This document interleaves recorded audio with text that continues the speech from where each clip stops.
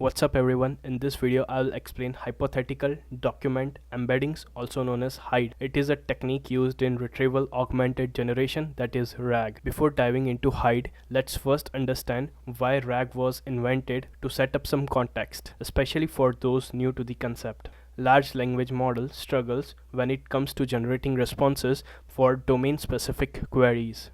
One of the key issues is hallucination. RAG was developed to address this issue. In RAG pipeline, domain-specific data is first stored in a vector database. When user enters a query, it is used to retrieve the relevant chunk of data from the vector database. This retrieved data is then sent along with the query to the LLM, which generates the response. Since the LLM now has the relevant context from the vector database, it reduces hallucination and improves accuracy. While RAG works well, it has a limitation. It heavily depends on the vector database retrieving the right data to answer the user's query.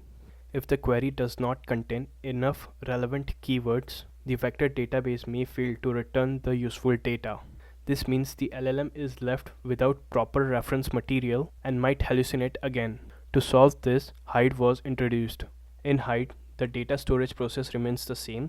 Domain-specific data is stored in a vector database. However, instead of directly using the user's query to fetch the relevant chunk from the vector database, the query is first sent to the LLM to generate a response. Since this generated response is high likely a hallucination, we treat it as a hypothetical response. This hallucinated response along with the original query is then used to retrieve the relevant chunk of data from the vector database.